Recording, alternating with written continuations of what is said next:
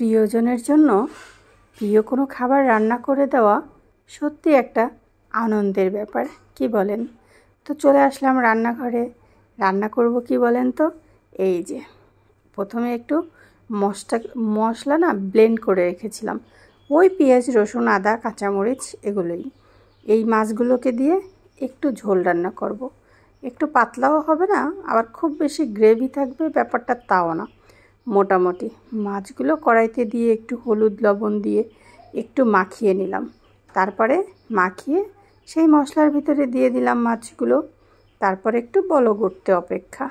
এবার আর কিছুটা সিম আর আলু দিয়ে দিলাম। সিম আর আলুর তরকারি আমার ভীষণ পছন্দ।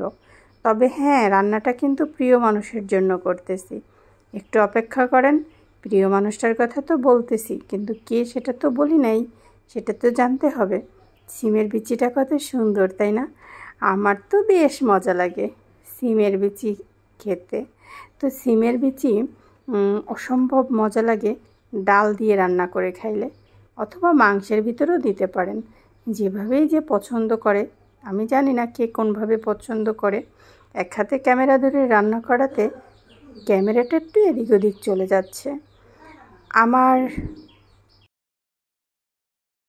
আমি আমার সব রান্নায় টমেটো দিই। যখন রান্নাটা একটু হয়ে আসবে, এই টমেটোগুলোকে আমি তখন আমার এই তরকারির ভিতরে দিয়ে দেব।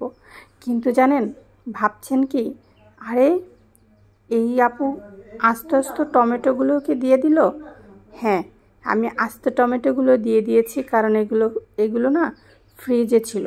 তো এত বেশি এগুলো বরফ হয়ে গিয়েছে, আমি হাতে ধরে কাটতে পারিনি। ভাবলাম আগুনের তাপে তো গলেই যাবে, তাই আমি আস্তে আস্তে এগুলোকে দিয়ে দিছি। ওইটা দেখে বুঝতে পারছেন এটাকে আমি কাটার চেষ্টা করেছিলাম, কিন্তু আসলে পারি নাই। তারপরে বুদ্ধি করে ছেড়ে দিয়েছি। দেখতে বেশ লাগছে না? লাল লাল টমেটো, বেশ সুন্দর। লাল সবুজ হলুদের কম্বিনেশনে তরকারিটা যেন একটা অপূর্ব লাগছে দেখতে। যাই হোক, রান্না করতে করতে দেখেন আমি ঘেমে পুরো অস্থির হয়ে গিয়েছি। রান্নাঘরে সত্যি রান্না করাটা খুব কষ্ট। এই যে আমার হাতে দেখছেন কিছুটা একটু ধনেপাতা নিয়েছি।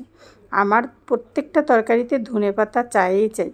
এক হাতে ক্যামেরা ধরে রান্না করাটা সত্যি অনেক কঠিন। যাই হোক, একজন ক্যামেরাম্যান থাকলে বেশ হতো। অসুবিধা নাই, যদি তোর ডাক শুনে কেউ না আসে তবে একলা চলো রে। যাই হোক, কণ্ঠ যেহেতু ভালো না, গান শোনানোর আর বৃথা চেষ্টা নাই বা করি। টমেটোগুলো দিয়ে দিলাম, ধনেপাতা দিয়ে দিলাম, তার মানেই রান্না শেষ। এবার আমরা তরকারিটাকে নামিয়ে নেব। তবে হ্যাঁ, আরেকটু ধনেপাতার গন্ধটা যাতে তরকারির সাথে মিশে যায়, তাই আমরা আরও 2-1 মিনিট তরকারিটাকে জাল দিতেছি। আর এই যে দেখছেন আমার টমেটো কিন্তু একদম বেশ সুন্দর, একদম খুব সুন্দর গলে গিয়েছে। রান্না শেষ। মাঝে একটু এসে কথা বলতেছিল ভয়েস অ্যাড করার সময়। এটা চিংড়ি মাছ আর আলু দিয়ে ভুনা করেছিলাম। দেখেন কত ইয়ামি হয়েছে। পাশে লোকজন ভীষণ কথা বলতেছে। সবাই একটু কথাটাকে ইগনোর করবেন। আসলে কি আর করার, মানুষ থাকলে তো কথা বলবেই। ও আচ্ছা, প্রিয় মানুষটাকে বলি, আমার বাবার জন্য রান্না করেছি। আমার আব্বু আমার ভীষণ পছন্দের একজন মানুষ। আমার আব্বুর জন্য সবাই দোয়া করবেন। গল্প আরও হবে।